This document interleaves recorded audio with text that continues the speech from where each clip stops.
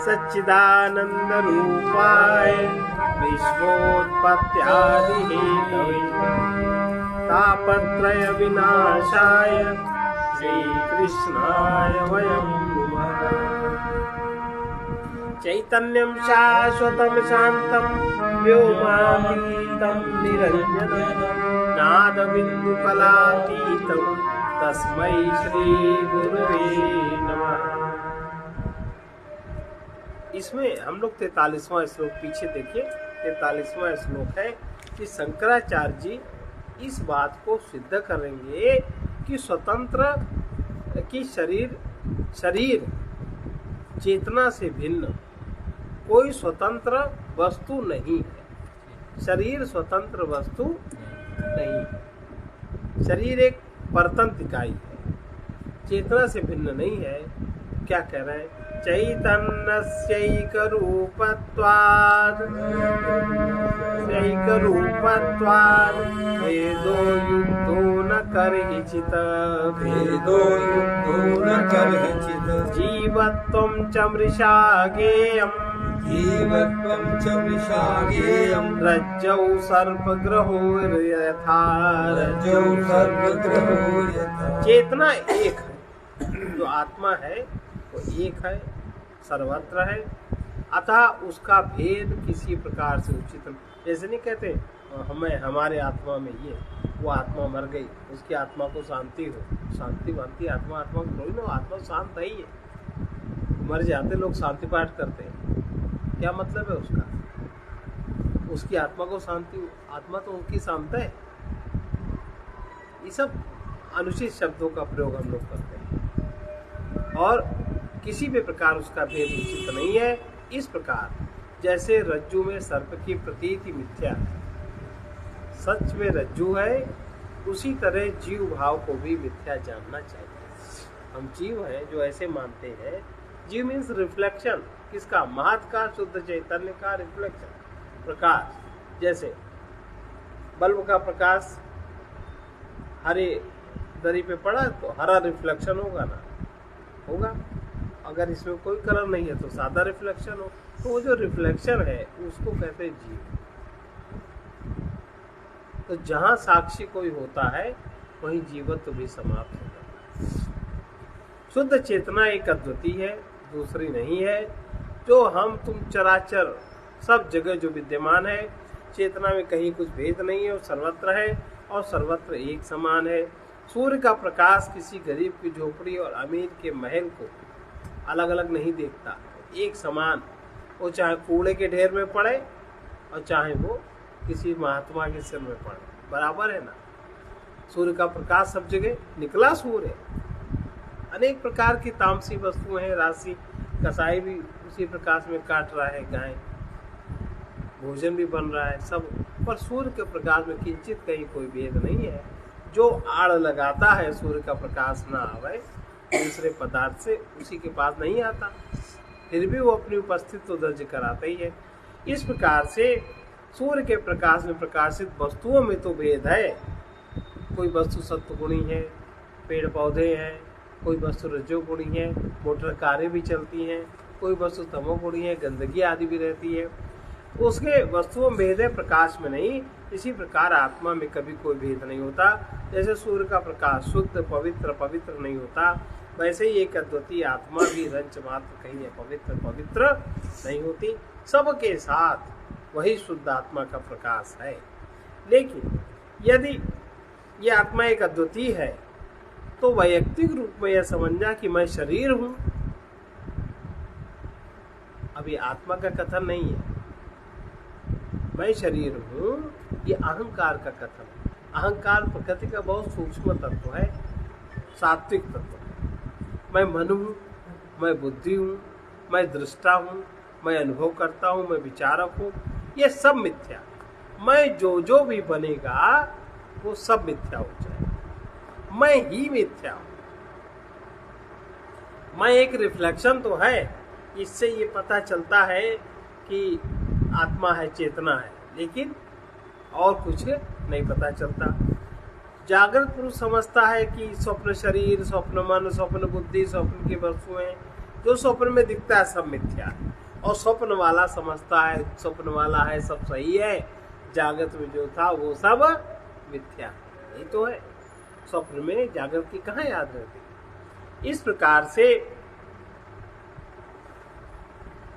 इसी प्रकार से शुद्ध चेतना में स्थित ज्ञानी पुरुष समझता है कि जागृत अवस्था में दिखाई देने वाला द्वैत और उसके अनुभवकर्ता में भेद मिथ्या है। जागृत अवस्था में जो दिखाई देता है द्वैत और उसका अनुभवकर्ता में भेद जो मानते हैं मिथ्या है। मैं बकता हूँ, आप सब लोग सुन रहे हैं। कोई किसी प्रकार जागने पर स्वप्न जो देख रहा है, जागने पर उसको पता लगता है स्वप्न मिथ्या है, और स्वप्न में जो होता है तब उसको स्वप्न मिथ्या पता नहीं लगता। वैसे ही जब हम परम चेतना के स्तर पर आएंगे तब हमें समझ में आएगा कि ये मिथ्या तो क्या है। अगर इस तक नहीं आते तो हमें इस बात का पता न विश्वास होगा न पता होगा। लेकिन जब कभी पुण्य प्रसाद से, भगवत कृपा से, गुरु कृपा से जागृति हो, तब ये सुनी हुई बात स्मृति में घूमेगी। ये तो हमने सुना था चाहे जन्म पहले, उस समय जन्म याद आ जाएगा। जैसे भगवान बुद्ध को जब अपने पिछले जन्मों की घटना की याद आई तो उन्होंने उसको संचित करना शुरू किया। वो अपने 500 जन्म तक लौटे, और अब जब उपदेश देना था तो 500 जन्म में उन्होंने जब जहाँ जो सुना था वो जो उनके मस्तिष्क में था उसी प्रकार से उन्होंने बोलना, उपदेश करना शुरू किया।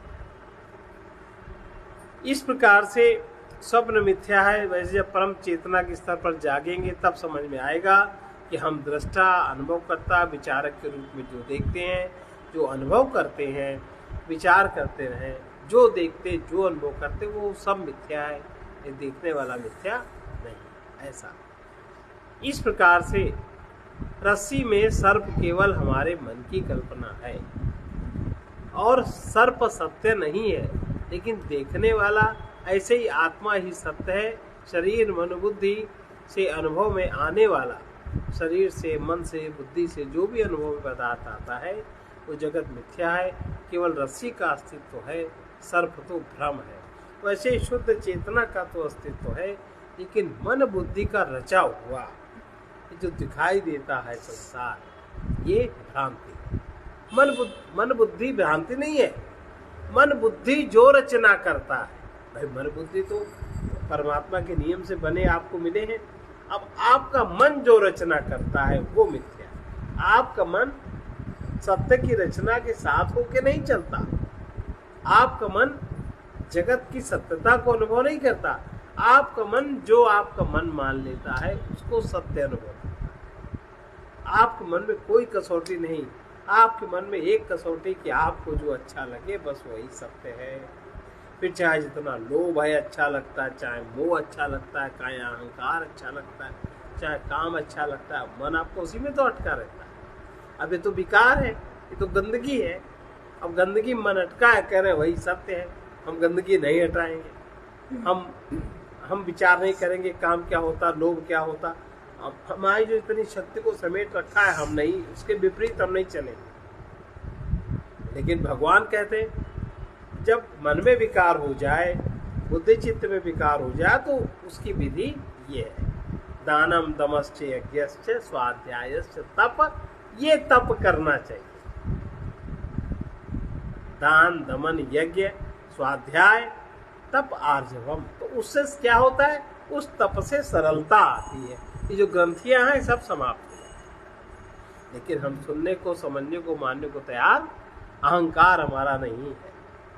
अगला श्लोक आइए। रज्जुवज्ञान क्षणेनैव यद्वद्रज्जुः सर्पिणी भाति तद्विच्चितिः साक्षात् विश्वाकारेण केवला।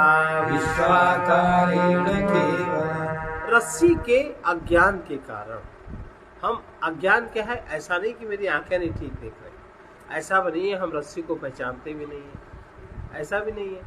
रस्सी हमने देखी है, छुई है, पकड़ी है, लेकिन हल्का सा अंधेरा है, हल्के से अंधेरे में टेढ़ी मेढ़ी होकर पड़ी है।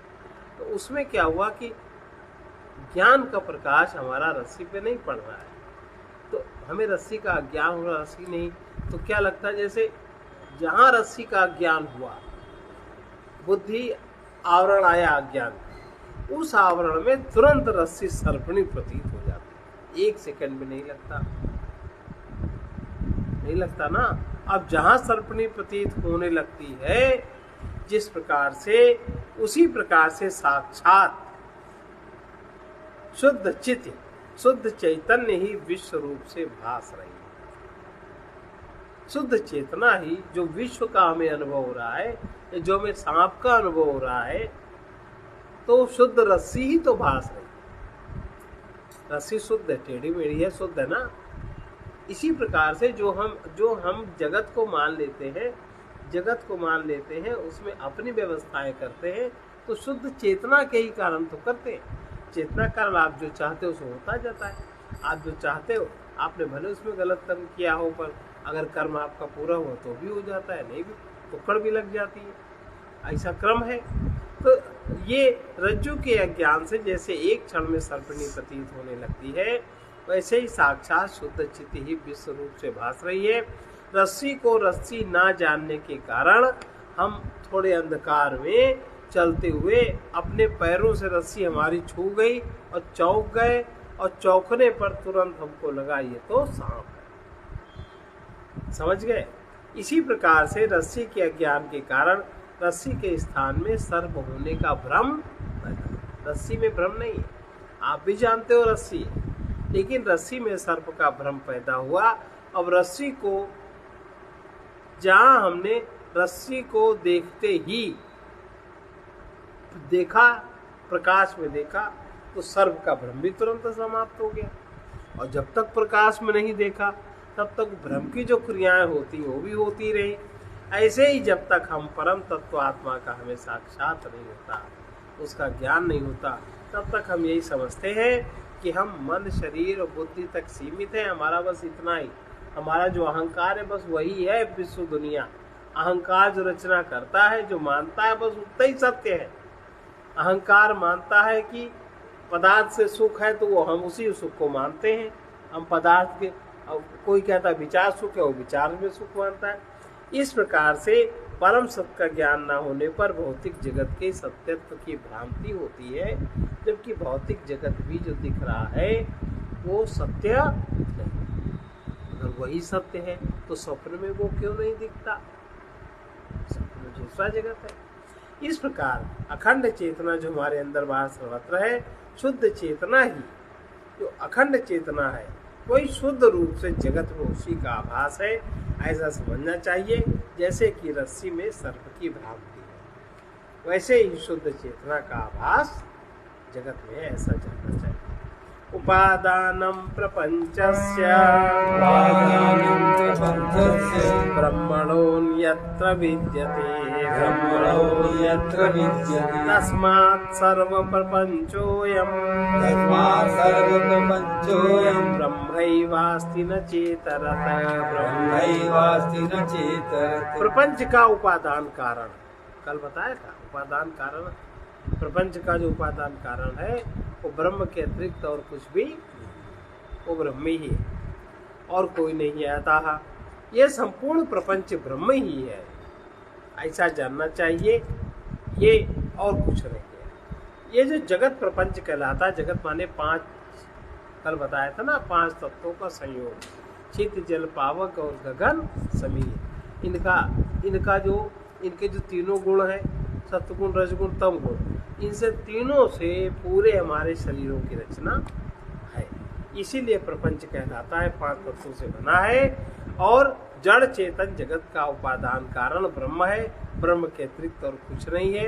किसी भी रचना के लिए 3 कारण हम लोग जानते हैं, उपादान कारण, निमित्त कारण और सहकारी कारण। उपादान कारण जैसे चाक, जब घड़ा बनाता है कुम्हार, तो उपादान कारण तो हो मिट्टी, और निमित्त का सहकारी कारण हो गया चाक, और निमित्त कारण हो गया स्वयं कुम्हार। इस प्रकार से चेतन सत्ता का जो सहकारी कारण का उपयोग उपादान कारण है, इच्छित वस्तु में परिवर्तित करता है। सहकारी कारण जो जगत का है वो जीव के इच्छित वस्तु का परिवर्तन करता है चाह कर। जो जीव चाहता है, जीव के आनंद के लिए सृष्टि बनी है, तो उसमें जो जीव जैसा चाहता है उसके लिए वैसा उपयोग के लिए ब्रह्म उसकी प्रकृति उसकी रचना करती है।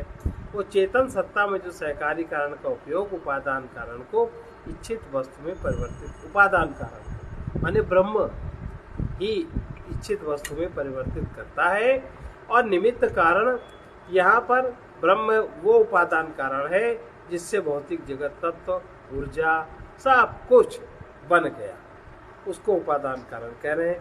जैसे बीज के बिना विशाल वृक्ष उत्पन्न होने के पहले उसका बीज होना चाहिए, नियम है। बीज के बिना वृक्ष की उत्पत्ति संभव नहीं है। ऐसे ही जगत भी अपने से किसी भिन्न वस्तु से अवश्य उत्पन्न हुआ होगा। मान लो जगत की उत्पत्ति कल होनी है, तो आज जगत अपने अव्यक्त रूप में है तो जैसे बीज में वृक्ष अव्यक्त रूप में है, वैसे प्रकृति में जगत अव्यक्त रूप में है, वही तो प्रकट होगा। और इस प्रकार से अव्यक्त रूप में शुद्ध सत्ता मात्र में है, उपादान कारण होगा। कोई भी रचना होने से पहले अव्यक्त कारण रूप से अवश्य होनी चाहिए। और जगत भी उत्पन्न होने के पहले कारण रूप से अव्यक्त अवस्था में था, वो कारण भी ब्रह्म है। और जगत की रचना के लिए पहले केवल वही था। और जगत की उसको जगत की अव्यक्त शक्ति कहते हैं, इसको माया कहते हैं। जगत की रचना होती है इसलिए जगत कार्य है, जगत बनता है इसलिए कार्य है। इसीलिए जब नाना रूपात्मक जगत देखते हैं ये कारण रूप से ब्रह्म ही है, ऐसा जानना चाहिए। व्याप्य व्यापकता मिथ्या, सर्वमात्मेति शासनात्, इति ज्ञाते परे तत्त्वे,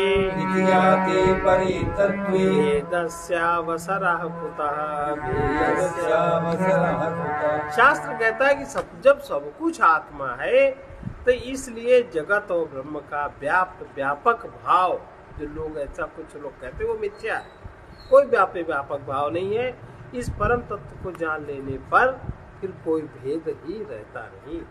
इसलिए परम तत्व जैसे जागृत पुरुष का मन ही स्वप्न को आश्रय बना करके उसे देखता है, स्वप्न पुरुष के जागने पर समग्र जागृत पुरुष के मन में वो स्वप्न समा जाता है। इसी प्रकार उसी ब्रह्म को समस्त जगत में व्याप्त कहा जाता है। व्याप्त हो गया, मन में समा गया स्वप्न, फिर प्रकट हो गया, सो गए फिर वो प्रकट हो गया, और फिर जागृत वाला मन में समा गया, स्वप्न वाला जागृत हुआ। जब दोनों समा गए तब तीसरी सुसुप्ति अवस्था जागृत हुई, तामसी अवस्था। पर समाता का मन में ही तो समाता है। इस प्रकार से ब्रह्म ज्ञान होने पर ये व्यापकता का भेद भी विलीन हो जाता है। उस अवस्था में एक ब्रह्म के अतिरिक्त और कहीं कुछ भी नहीं अनुभव आता। श्रुत्या निवारितं नूनं नानात्वं सम्मुखेन हि कथं भासो भवेदन्यः स्थिते चाद्वय कारणे। श्रुति ने खुद ही नानात्व का निषेध किया है। कारण जब अद्वितीय होता है तो फिर आभास कैसे हो? जब कारण ही अद्वितीय सब में है तो आभास कहाँ होगा? आभास नहीं होगा। आभास भला फिर कैसे हो सकता है? जिस प्रकार से श्रुति कहती है कि ब्रह्म में पृथ्वी पर्वत जो कुछ है सब वही है, दूसरा तत्व किंचित मात्र भी नहीं है। ऋषि मुनि सबके अनुभवों ने इस वेद वाक्य का समर्थन किया।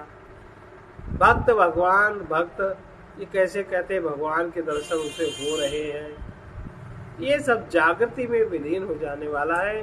जागृत पुरुष कैसे कह सकता है स्वप्न दृष्टा जागृत से अलग है? नहीं कह सकता। तो स्वप्न में जाएगा तब कहेगा। इसी प्रकार जब आप चेतना के इस धरातल से ऊपर उठकर ब्रह्म भाव की उस अवस्था में जब हम जागृत होते हैं तो ये अवस्था में तब ये द्वैत नानात्व का अनुभव कैसे हो सकता है? नहीं हो सकता।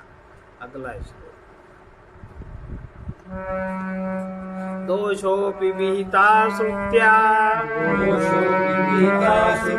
मृत्योर्मृत्युं स गच्छति इह पश्यति नानात्वं मायया वंचितो नरः। मृत्यु से मृत्यु को प्राप्त होता है, ऐसा कहकर श्रुति ने नानात्व में भी दोष बताया। नानात्व दर्शन, अलग अलग देखने में श्रुति ने दोष बताया। मनुष्य माया से जब ठगा जाता है तो संसार में नानात्व देखता है। संसार में ही नहीं, अपना उसका अहंकार ही अपने शरीर में ही नानात्व देखने लगता है। इस प्रकार जिस प्रकार अविद्या अज्ञान से ग्रसित व्यक्ति को जब सत्य की प्रतीत नहीं होती, अप्रतीति, उसके स्थान में कुछ जब अन्यथा प्रतीत होने लगता है तो उसके नाना रूप जगत दिखाई देता है। जैसे रस्सी में ही सांप दिखाई देता है, सांप में ही भय दिखाई देता है, भय में ही भ्रम दिखाई, कितने उसको प्रकार दिखाई देने लगे। इस प्रकार से माया के कारण नानात्व का आभास होता है। ईश्वर की अनिर्वचनीय शक्ति माया भ्रम में डालकर धोखा देती है। माया ही अज्ञान है, लेकिन एक माया ज्ञान युक्त है, एक माया अज्ञान युक्त। अज्ञान युक्त माया को जीव कहते हैं, जीव को ही मोह भ्रम होता है। ज्ञान युक्त माया को पराशक्ति जगदम्बिका कहते हैं, उसमें भ्रम का समाधान होता है। अब अगला चैप्टर है, हम जब तक अपनी वासनाओं से प्रेरित होकर जगत को देखते रहेंगे तब तक वासनाओं के संकल्प बनते रहेंगे और अविद्या के कारण शरीर से, मन बुद्धि से उनकी सबकी उत्पत्ति होती रहेगी और मन से जगत का प्रक्षेपण भगवान के बनाए जगत में होता रहेगा। अपनी वासनाओं की प्रेरणा से ही हमें जगत दिखाई देता है। हम जिस तरह का देखते हैं वैसे जगत दूसरे प्रकार का है। इस प्रकार अगला जो चैप्टर है 49वां श्लोक है, ब्रह्म जगत की ब्रह्म रूपता। जगत ब्रह्म रूप किस प्रकार है? पहला श्लोक देखिए। ब्रह्मणा सर्वभूतानि जायन्ते परमात्मनः तस्मादेतानि ब्रह्मैव भवन्तीत्यवधारयेत्। संपूर्ण भूत परमात्मा ब्रह्म से उत्पन्न होते, ये हम लोग जानते हैं, हम लोगों ने उसमें पढ़ा है। और ये सब ब्रह्म ही है, ऐसा बुद्धि में निश्चय करना चाहिए।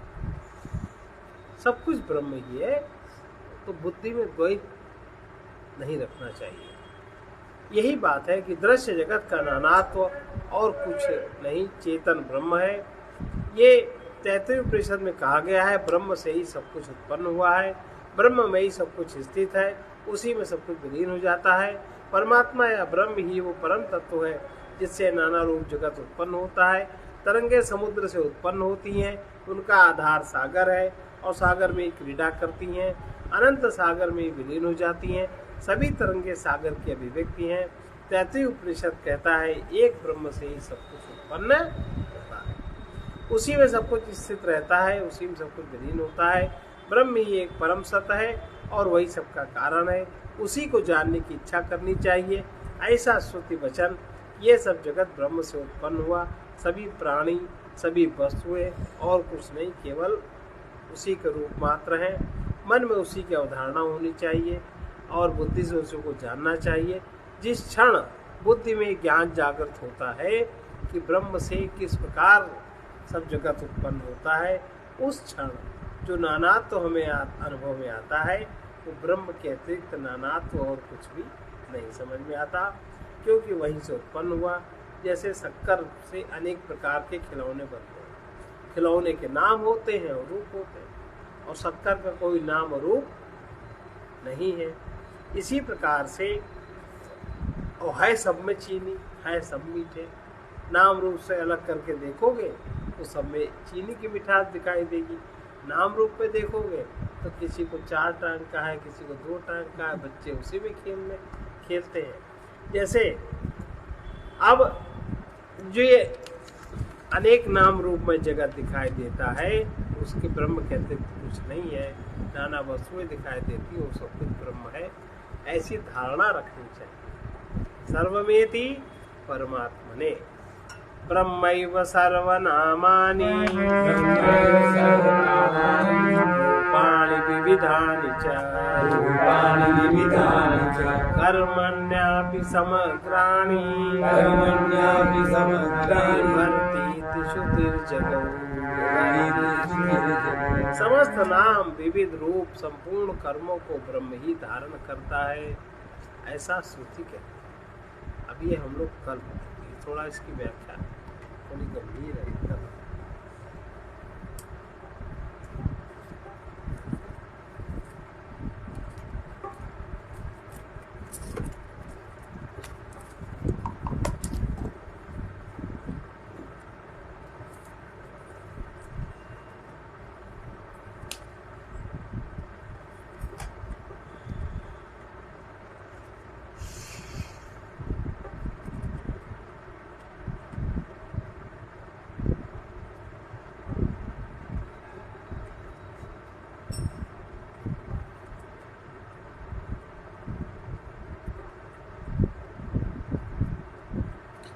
अनंत अपार हो, एक अनंत परमात्मा मेरे, एक अनंत अपार हो,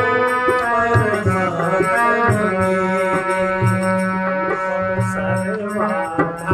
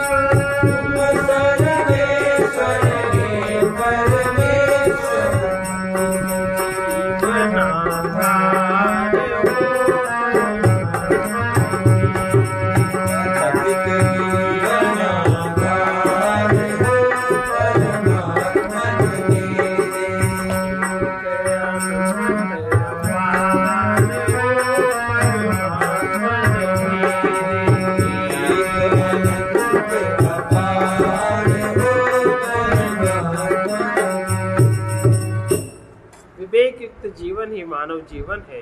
त्याग, ज्ञान, प्रेम की पूर्णता ही जीवन की पूर्णता है। आसुरिक गुणों से जीवन अशुद्ध होता है, दैवी गुणों से जीवन शुद्ध होता है। सेवा और तप के द्वारा जीवन की अशुद्धि दूर होगी, क्योंकि सेवा में जब इंद्रियों का प्रयोग होगा, शरीर का प्रयोग होगा, प्रतिकूलता भी अनुभव में आती है तो तप बनता है। इसलिए सेवा और तप के आश्रय से जीवन की शुद्धि अद्भुत तरह से होती है। इसलिए सेवा करने से कभी पीछे नहीं हटना चाहिए। तन की सेवा, मन की सेवा, बुद्धि की सेवा, जिसकी दूसरी